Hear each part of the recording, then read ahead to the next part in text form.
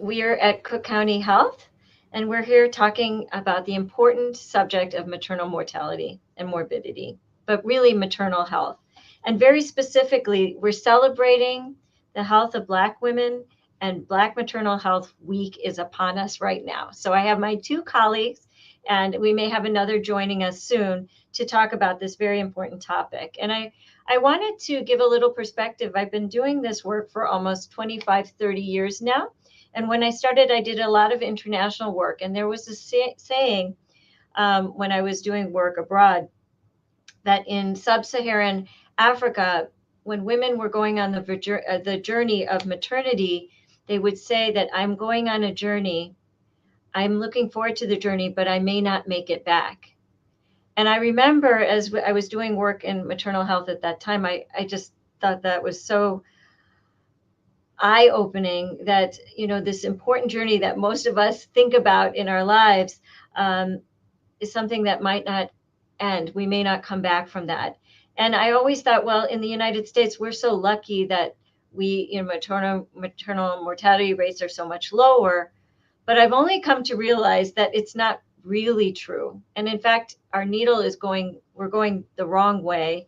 And we see, especially in African American or Black women, that the rate of maternal mortality is 3 times higher, which is just hard to imagine in a country as diverse as we are, as wealthy as we are as a country.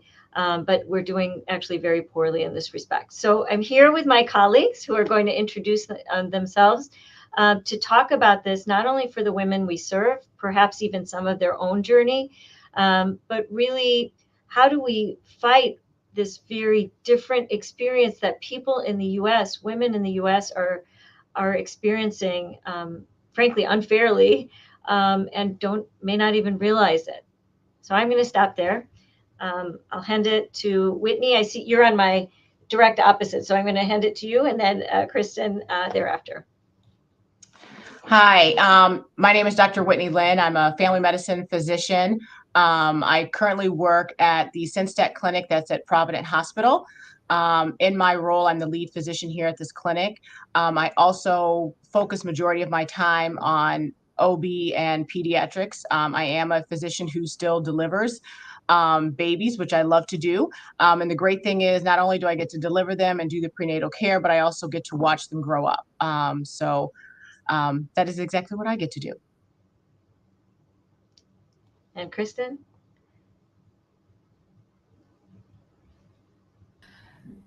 Hi, hi, I'm Kristen Myhand. I am an OBGYN here at Stroger Cook County.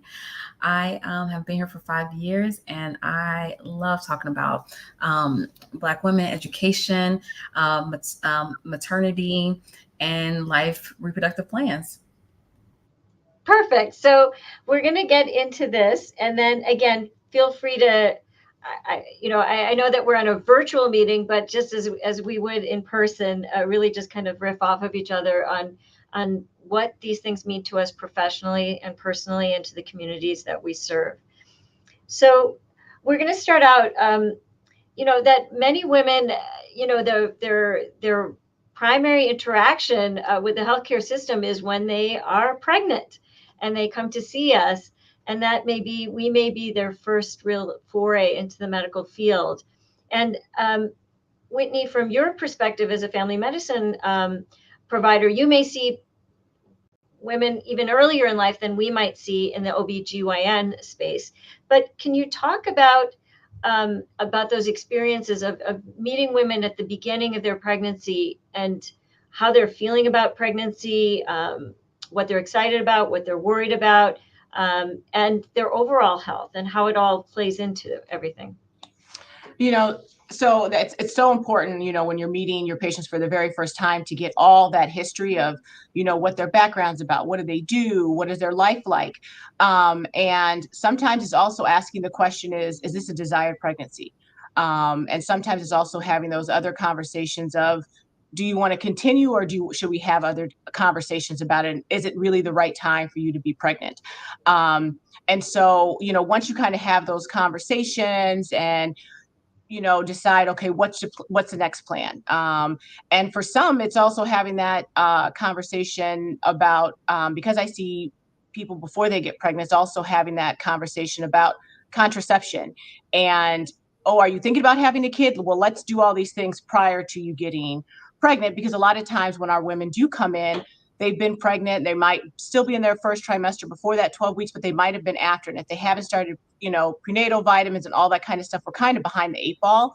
But it's really getting that comfort zone and just tell me about yourself and let's talk more about what are our next steps. And that's how really starting it off to really get them to trust you. Because to me, I think it's all about having that trust. I agree with Dr. Lynn. I think Dr. Lynn is in the perfect position to help our women before they get pregnant, to make sure that diabetes, high blood pressure, all those things are well controlled. And then having the conversation of having intentional pregnancies, and that we are, as women, have control over our reproduction and when we decide to have children and when the time would be best to have children for ourselves, for our families. And so starting out strong, having a nice preconception visit to see what all the history is, see what all the problems are, and then try to, as the provider who's going to take care of you during your pregnancy and your delivery, try to anticipate some of the issues that may come along during that journey. Because unlike society would have you believe, pregnancy is one of the most dangerous times in a woman's life. And so we can lower that risk. It's never zero, but we can lower that risk, especially for our Black moms. We can have better pregnancy outcomes. Yes, I think that's so true. We think about pregnancy as just being a benign course, and it's not always the case. Of course, I'm very proud to work here at Cook County Health, but I know that you two are seeing prenatal patients very frequently. What do you think is our strength and the resources that we have to offer women, particularly Black women? Again, we're speaking to them today, given the week that we're celebrating, but really all women in our county. But what do we have? What's strong about us? So I think one of our great strengths, other than being Cook County, we have a very diverse staff, and I think that really helps a lot because we are, with Cook County, it's one of those things where you see everything.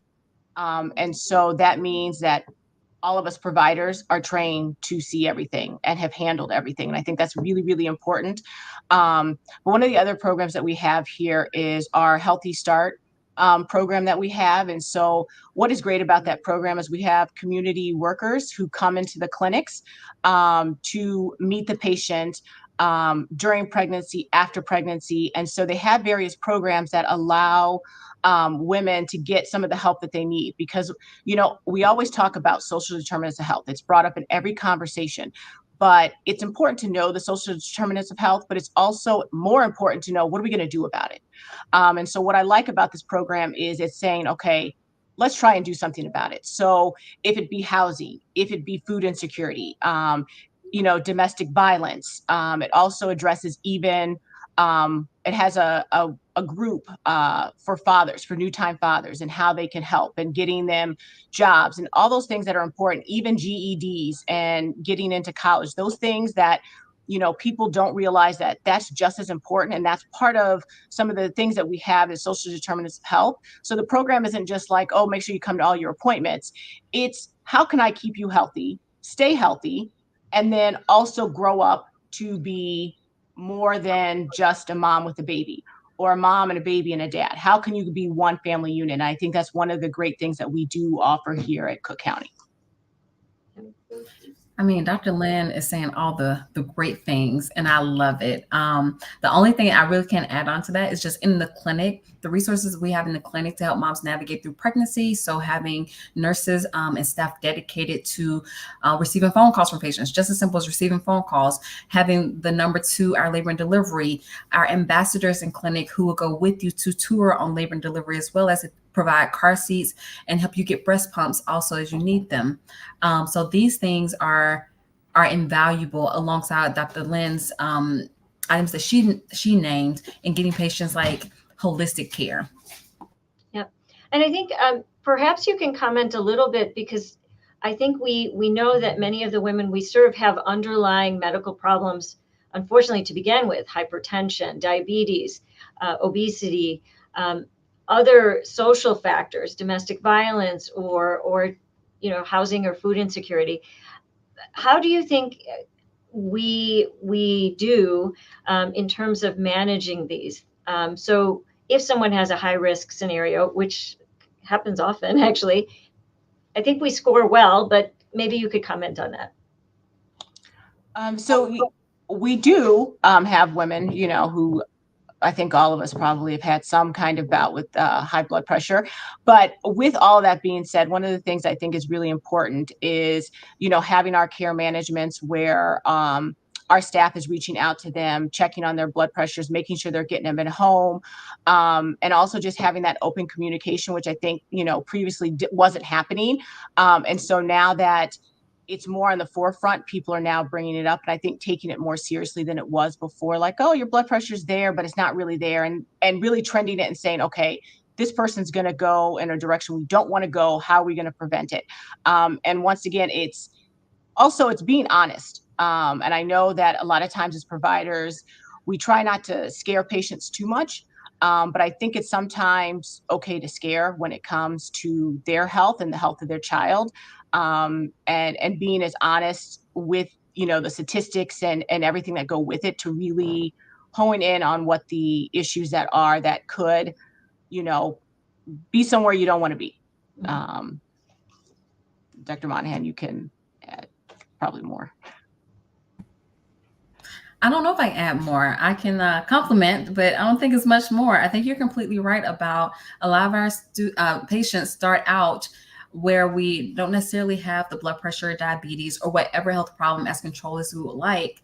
But we take what we're given and try to optimize the outcomes for patients. So that means, like Dr. Lynn said, being completely honest. Like, if you have high blood pressure, you have diabetes, we're already Black women, we're at high increased risk of preeclampsia from the beginning.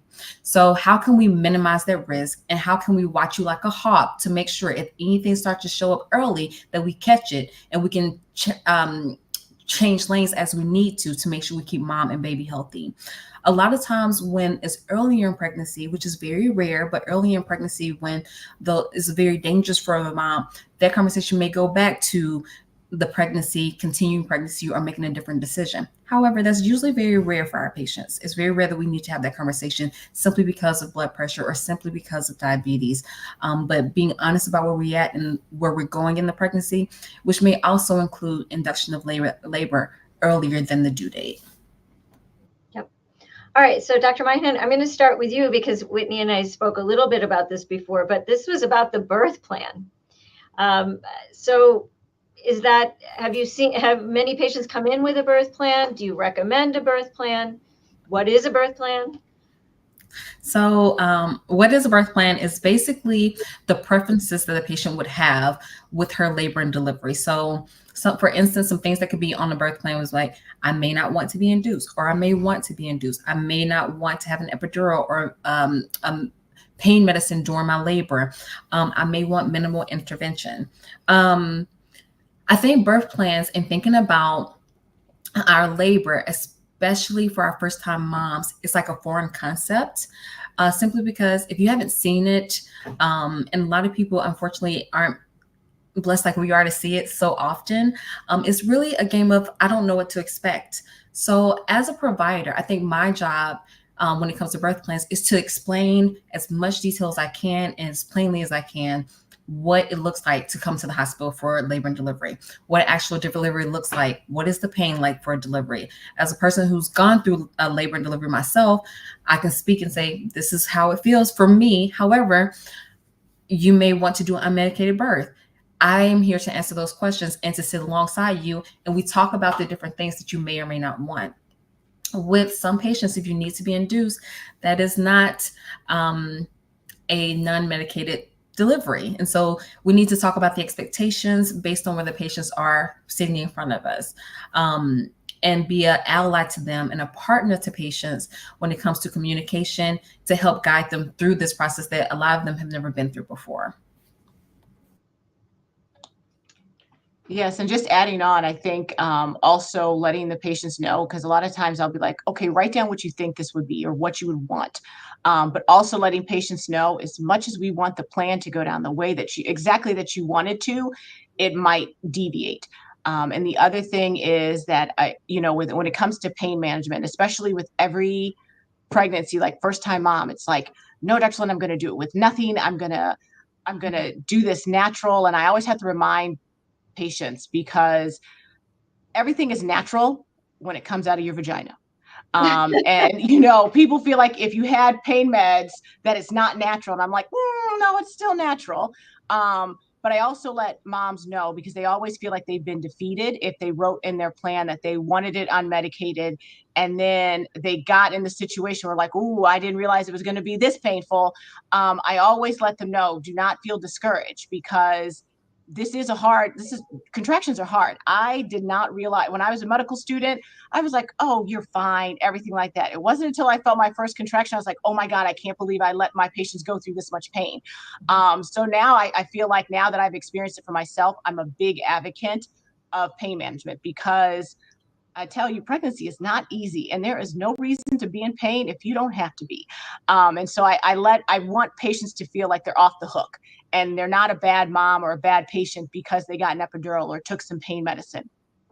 It's hard, and if you got the pain medicine, let's use it. It's there, it's available. So I kind of like make them feel okay about what could happen. We have a plan, but that plan might not always go as we expect it to go. I'll also add, I like to reinforce that at the end of the day, our plan is for baby and mom to go home together, healthy, better than when they came to us. Sometimes not much better, but not worse. And so, whatever that means for our labor course and the postpartum period, that's what that means for us to get you home with your baby in your arms, snuggling at the end of the day. Yes. So, and to continue on the theme beyond epidural, C-section, if that comes, how should women think about that? Because I think there's mom guilt, mom shame, and whether it's breastfeeding or C-sections or epidurals, there's this cultural attachment to these things. Kristen, would you like to comment on that? Sure. So, C-sections are just a different avenue for your baby to come into this world. C-section for a first-time mom who has no history or no reason for us to do a C-section is never what we want to do. We always want the baby to come out the natural orifice which is the vagina. We want that to be the case because it's better for mom and better for baby. However, when we do need to do a C-section, it's because that's what's better for mom and better for baby in that moment. So I try to talk to patients about reasons why we may do a C-section because I think it gives people a little bit calm, like, okay, if these things are happening, my provider has already talked to me about we need to do a C-section if this, and this happens. So for instance, if the baby's heart rate is going down, if we're worried about the baby's status, we're going to do a C-section because we want you to be home with your baby at the end of the day. We don't want anything to happen to that baby. We don't want anything to happen to you.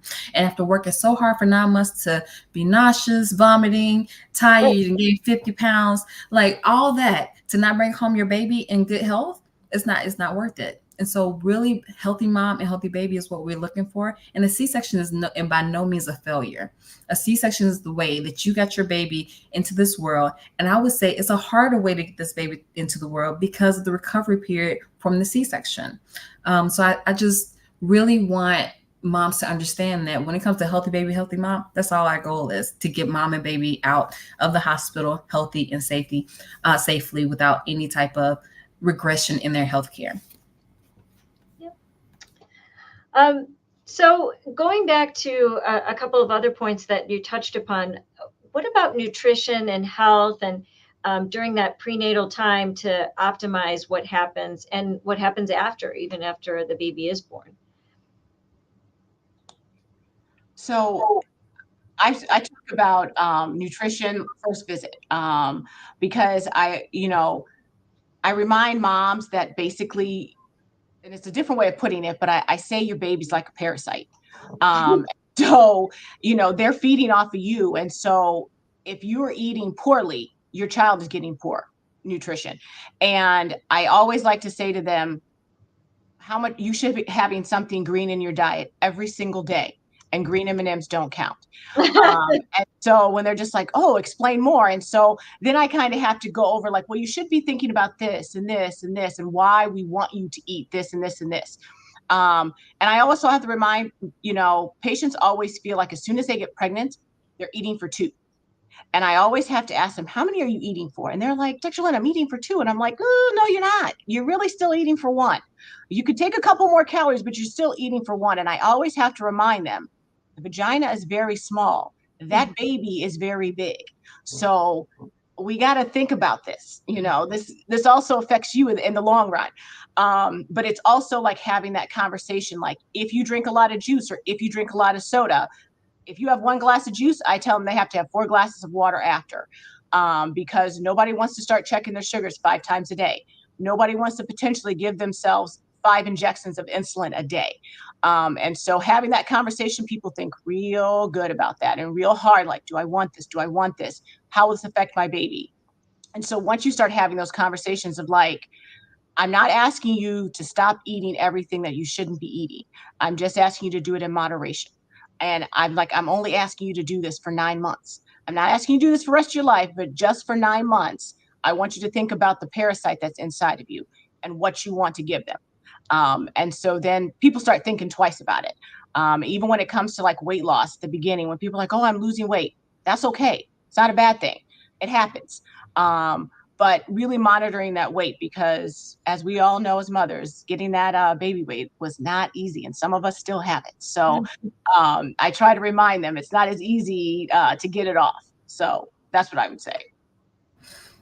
And I know in my own pregnancy, it's like I had to eat every 2 hours, including 2 a.m., 4 a.m. to keep the nausea at bay and like the vomiting at bay. So I definitely understand that feeling of being sick and you want to just have something on your stomach. I would say personally, my mistake was the choice of food that I would eat. So it's very hard in pregnancy to really police what you eat. However, if you feel like you need to eat more of something, choose a healthier option. So instead of what I was doing, eating peanut butter and jelly sandwiches at 2 and 4 in the morning, I should have been eating maybe some almond butter, like pure almond butter, just almonds, and maybe an apple, instead of all the extra preservatives and calories, empty calories in a peanut butter and jelly sandwich. I could have brought around more grapes or things that were more life-giving, have nutrients in them, things that actually benefit my overall health, instead of eating 1,000 peanut butter and crackers. It's just the choice of what you do, because it's very hard to eat less or try to be moderate, but we do have control over what we choose to eat. Yeah. And I actually, in my pregnancies, I had I had what's called pica, which is, it happens when women's blood or their hemoglobin is low, and you start eating very unusual things, sometimes ash or wood. I liked to go to construction sites and just smell that smell, and I would eat paper, and I had some weird things. So again, I think anemia is very common in Black women, and so it's just something on the side to think about. If you start eating or having cravings for the unusual, besides pickles, the sort of stereotypical things, there could be something going on. So that happened to me personally for every single pregnancy, but just in case anyone out there that's listening to this has experienced this, it's a very, very unusual thing that happens. It's interesting.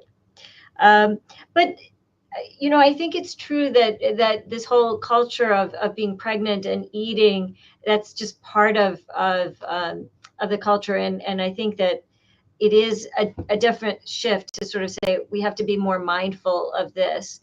But thinking about other things about mindfulness, what about well-being? I think we also think about pregnancy as supposed to being this happy, happy time that you're just supposed to be glowing and feeling happy and energized, and this new life is coming. But I don't always feel that everyone has that, and in fact, it can be pretty extreme. Have you both seen this in your practice?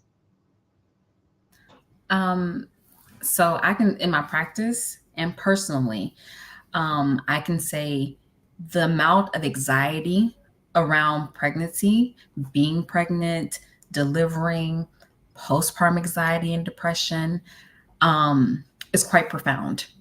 I think we don't talk about it enough. I don't think we normalize it enough that this is just a normal part of growing a person. You feel like I need to protect myself. I need to protect my fetus. I need to do these things. I have to make sure this is done. I have to make sure that's done. My baby's not eating. My baby maybe needs to eat some more. Is my baby peeing enough?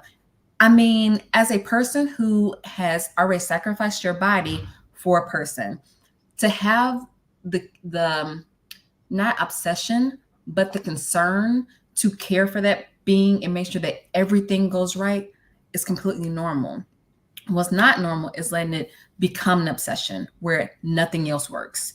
To be honest, in my postpartum period, I was separated from my child for about 5 days immediately after birth, which was very traumatizing. And so when it was time for me to go back to work, I looked at my husband, was like, I just have to stay at home. I just have to say I can't go back to work. I have to be with my child all the time because what if something happens? What if he cries and I'm not there? And luckily, and I feel like we do a good job of this at Cook County, when we see those things, there are resources that we can get help. So I have a community. My community provided me help in the form of a therapist. But also here at Cook County, we have ambassadors, social workers, and mental health services for moms and pregnant women for that reason, because this is an incredibly stressful time, not just for you, for your relationship, for your family, for the baby. Everything changes so much when you have a new addition to your family and you just want everything to go right. So I think we need to talk about it more. I ask about it at every first visit when we see patients in the clinic for their new OB visit. Ask them about their anxiety, their mood, their depression that possibly could be there. Most patients are fine. But as we get closer to the pregnancy, we need to talk about it again. We need to talk about it again at 24 weeks. We need to talk about it again at 33 weeks, right before we go to deliver. We need to talk about these things because at any point in your pregnancy, it can become a problem. And especially in the postpartum period, we want to be on the lookout, not because anything's wrong, but because we want to give you resources just in case it starts to happen. Yes, and just to echo what Dr. Monahan is saying is, the hardest job that any person will ever have is being a mother. Like it's the hardest job. And I think when you hear the statistics that, African American and Black women die, 3 times more likely, anyone who gets pregnant already has that anxiety. But, with the population that we serve, they also have anxiety for where they live. The violence, the gun violence. I cannot tell you how many mothers that have become pregnant with me and father is walking in, but father is not able to walk in during delivery because there has been some type of gun violence and they have died. And so you have so many of those things. You have a lot of them working 1 or 2 jobs. Some of them are still living in shelters because, whatever their home situation is wasn't good and they had to leave. So there's so many other things that you're not only worried about yourself and then your unborn child, but then everything else that's going around you, it also makes it worse. And like I said, having, as Dr. Monahan was saying, with having that anxiety of just what's going to happen at delivery and how am I going to be when I get home, that postpartum time is so essential because, if it's not your first child or you've had another one, now you've got 1 or 2 kids. That's even more. And then you're still trying to be a significant other. And there might be other family that you're taking care of. And I think a lot of people don't think about how much that really puts on a mother. And, for here, one of the things I do appreciate with Cook County and what they are doing with not just checking, the postpartum screening during pregnancy and that 6 weeks after, but for when they bring their children in, we actually screen them for the PHQ-9 for postpartum all the way up to 1 year. And what you'll see is that most women who actually have postpartum depression don't start until 4 months after having a child. And it's really catching them early to make sure, like, let's get you what you need. Let's talk about what you're going through because it's completely normal. And once they get to talking, and not every woman needs medication, sometimes women just need to be heard, and just to say what is going on with them to someone who has knows nothing about their life to even judge them. It makes a world of difference, and now with COVID happening, and now we can do telehealth and things like that. People don't have to find transportation. They can do it in the confines of their own home. If they don't want anyone to know, they can go into the bathroom, but they can still get that therapy and counseling that they need. And I think that's very, very important. And I'm so glad that it's coming up more and more. And to really make sure moms find their own me time. I tell moms, if you have to walk up and down the aisles of Target by yourself, do it. Just get that time away where you can think for yourself. For myself, my me time is tennis. No one can call me. My kids can't find me. My patients can't find me. And that is my me time. And I think she just told us where she is. Now we can find her. But so important for mothers to find their time of things just to get away for themselves, because it is very stressful. Even if your kid is 5, it is still very stressful. And that's stuff that we have to consider. Yeah. And that statistic is actually close to 44% of Black women experience this. Maybe could you, I don't know if you found this to be true, but I found during my course of pregnancy, especially in the postpartum, everyone had an opinion. People I didn't even know had an opinion. How, a mother-in-law might have an opinion, or your girlfriend has an opinion, your guy friend has an opinion. How do we manage that and also find our own sort of way when, someone says, oh, you should breastfeed every moment of the day, and you're exhausted, or you shouldn't go back to work until this time, or whatever. So what about that? And also women are vulnerable in that we serve, that they don't have all the options available readily. Thoughts? So, I always tell, women, because you're right, you get unsolicited advice from everybody, right? Everybody knows something about it. But I always remind women that not every person is the same. Your story doesn't have to be the same as every other story that is out there. Just because you feel this way and your mother-in-law didn't, doesn't mean that you're wrong. If you decided not to breastfeed because for whatever reason, it's okay. It is your choice. You were the one doing it. If you can't do it, you just can't. And I don't like to make moms feel bad about it, because they already feel bad about everything else. So me saying, hey, why don't you do this? That's not the case. But I do like to support them to say, it is your choice. You have to do what's right for you. They don't have to accept it, but that's what it is. And for, I have a lot of mothers who have to get back to work ASAP. Personally, I would say I don't agree with it, but I do understand taking care of a family, and that you have to meet the needs to make sure you don't lose your housing, or you don't lose whatever daycare you have. So those things I understand. But what my goal is how can I make it easier for you? Like, what can I do to make it easier on you? And that is what our goal is as physicians, is to be there for them, to help them, guide them through it, but not to make them feel bad, to kind of give them the information like, breastfeeding is best, but if you can't do it, it's okay. If you can't get your kid to latch, let's try, the breast pump. If it doesn't work, then it doesn't work, but you gave your all. You did what you could. When they say, oh, my blood, my supply is dried up, you did it for what you tried. And I appreciate trying than not even trying at all, because that's saying, you didn't even want to give a chance. But if you gave a chance and it didn't work, I'm proud of you that you tried. And so just having those conversations, we just have to really be there for them, because we have to understand what they're going through. Just because we haven't gone through it doesn't mean that's not valid. So just giving moms that it's okay. It really is. So.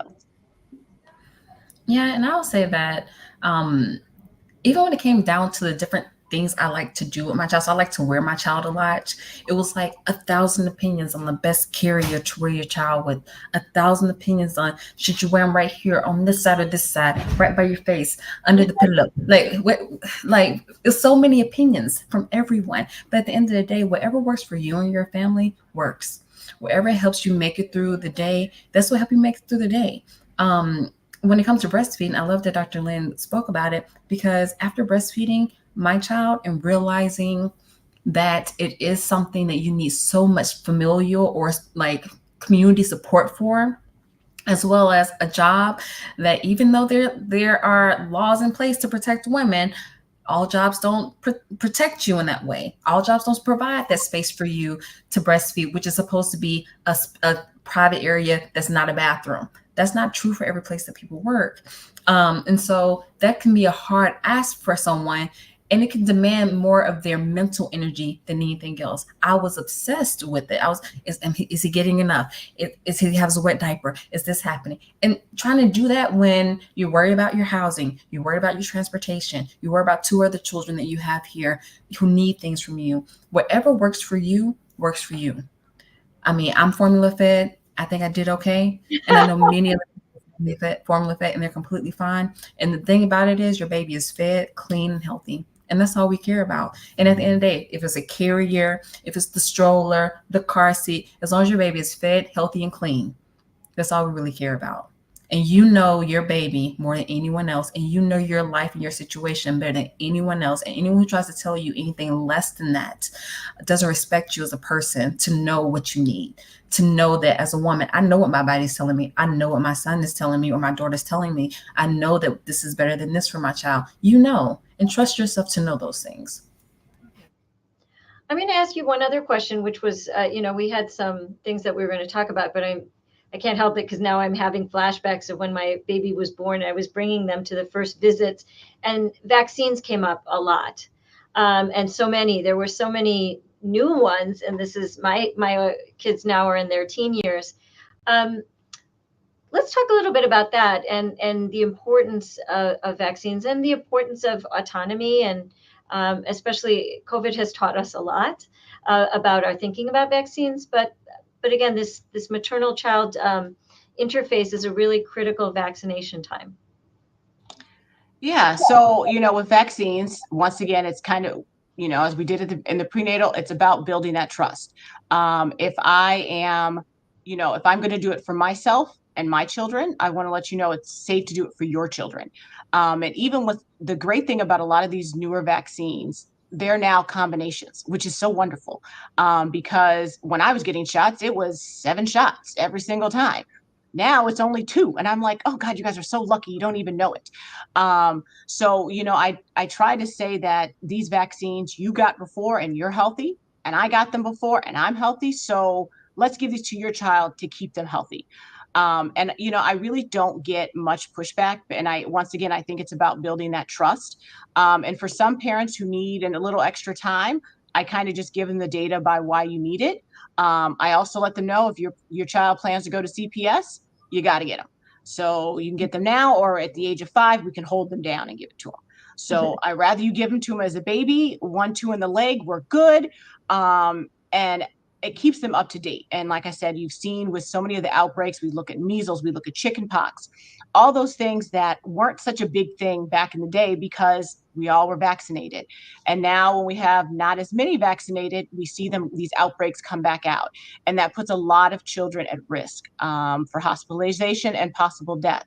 So I always, let parents know, like, I understand your possible hesitation, but we've been doing this for decades. And we're all here and we're okay and we're all safe. So, I urge you to get it, but if you don't want to get it, I respect you in that. But I will say you won't be able to get in school with them. And there's not many exemptions out there. So kind of letting them make their decision, and sometimes they'll sit on it. And then like when they realize they got to get into daycare and you can't get in daycare without them, then my, parents will get them. But it's also, once again, always having that conversation of, it keeps them healthy. And they're like, Dr. Lynn, did you get your kids? I'm like, for sure. Here's all the pictures where they did it. Then you see more, families saying, okay, well, she did it, so they're alive. So yeah, it's more, using your own personal stories if you can, or if you feel comfortable doing. Also, just providing the information like this RSV vaccine is going to lower the risk of your child being hospitalized or dying from this disease that's very common in a newborn, in the infant stage of your baby's life when they're at the most risk, and letting them take that as they will. And when they have more questions about it, we can ask them, we can talk about it, or Tdap, and having the family be all immunized around Tdap to keep the baby healthy. And I feel like patients are very receptive, especially when it comes to like this person, again, that you've worked so hard to make and keep healthy inside of you, keeping that same person healthy on the outside. Yeah. Well, I think we're going to start wrapping up. I just wanted to thank you both for the time. I again feel very proud to be part of Cook County Health and the quality that we provide in our safe passage of motherhood and safe passage into personhood for the baby.